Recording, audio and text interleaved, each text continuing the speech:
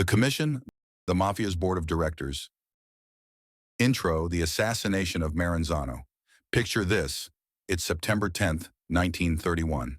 Salvatore Maranzano, one of New York's most powerful mob bosses, sits in his Manhattan office. He believes he's untouchable, having recently declared himself the boss of bosses over all Italian-American mafiosi. But he's wrong. Four men disguised as government agents burst into his office. Maranzano, confused and furious, demands to know what they want. Seconds later, knives flash, and Maranzano's reign ends in blood. This pivotal moment in Mafia history marks the beginning of a new era, the birth of the Commission, the criminal organization that would reshape the American underworld. Welcome to today's video, where we dive into the creation, history, and inner workings of the Commission, the Mafia's Board of Directors, and introduce you to the power players who turned organized crime into a criminal empire. The creation of the Commission. The Commission was born out of the bloodshed of the Castellammarese War, 1929 to 1931, a brutal power struggle between two of New York's most prominent mafia factions. On one side was Salvatore Maranzano, and on the other was Joe the Boss Masseria. Both sought control over organized crime in New York, leading to a series of betrayals, assassinations, and mounting chaos. The war ended when a young, ambitious mafioso named Charles "Lucky" Luciano orchestrated the deaths of both Masseria and Maranzano. Luciano's vision was revolutionary. Instead of a single boss of bosses controlling everything, he proposed a commission, where the leaders of the most powerful mafia families would share power and resolve disputes. This structure would reduce infighting and maximize profits for everyone. In 1931, Luciano's vision became a reality.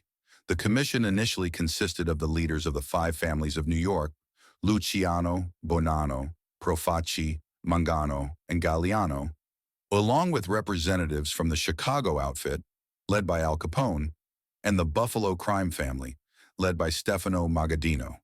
Together, they formed what would become the governing body of the American Mafia. The Commission acted as a ruling council for organized crime. Here are some of its key functions. Dispute resolution. If two mafia families had a conflict, the Commission would mediate and decide on a resolution. This reduced violence and avoided unnecessary wars. Territorial boundaries. It established clear territories for each family, preventing overlaps that could lead to bloodshed. Approval of hits.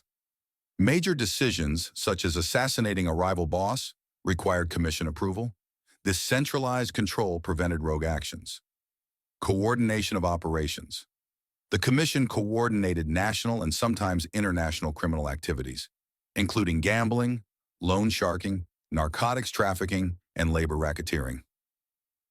Historical leadership and biggest names. Over the decades, the commission saw some of the most infamous figures in mafia history sit at its table. Let's take a look at some of the key players.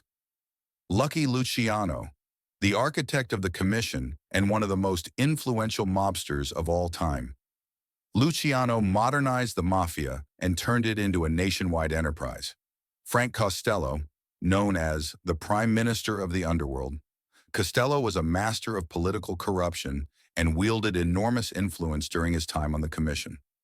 Vito Genovese, a ruthless power player who sought to dominate the commission by any means necessary, including orchestrating hits on rivals.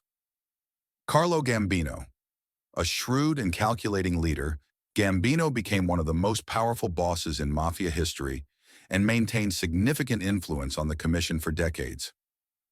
Al Capone, although primarily focused on Chicago, Capone's inclusion in the early commission meetings symbolized the national scope of the mafia's power.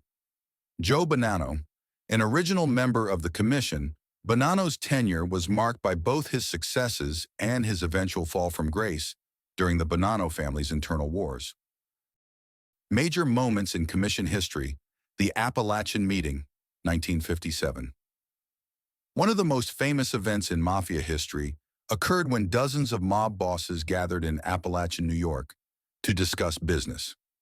Police raided the meeting, leading to mass arrests and exposing the commission's existence to the public. This was a significant blow to the mafia's secrecy. The RICO Act and the Commission Case, 1985. In the 1980s, the federal government used the Racketeer Influenced and Corrupt Organizations, RICO Act, to prosecute the Commission's members. The landmark case, led by U.S. Attorney Rudy Giuliani, resulted in the conviction of several top bosses, including Paul Castellano and Anthony Fat Tony Salerno. This severely weakened the Commission's power. The Commission's decline. By the late 20th century, the Commission's influence waned due to government crackdowns, internal betrayals, and the rise of rival criminal organizations like drug cartels. While remnants of the Commission still exist, it no longer holds the power it once did. Interesting facts about the Commission. No written records. The Commission operated entirely through face-to-face meetings to avoid leaving a paper trail. Even their most important decisions were never written down. Code of silence, omerta. Loyalty and secrecy were paramount. Breaking the code often resulted in death. Mafia justice. The Commission sometimes acted as a court, deciding the fates of mobsters who broke the rules. Punishments ranged from fines to execution. From its bloody beginnings to its rise as the Mafia's ruling body, the Commission was a criminal innovation that shaped organized crime in America for decades. Its influence spanned everything from gambling dens in Las Vegas to labor unions in New York. While its power has diminished, its legacy endures as a symbol of the Mafia's golden age. If you enjoyed this deep dive into Mafia history, don't forget to like, subscribe, and hit the bell icon for more stories from the underworld. Leave a comment below and let us know which Mafia group or figure you'd like us to cover next. Thanks for watching, and until next time, remember, the underworld is never far from the surface.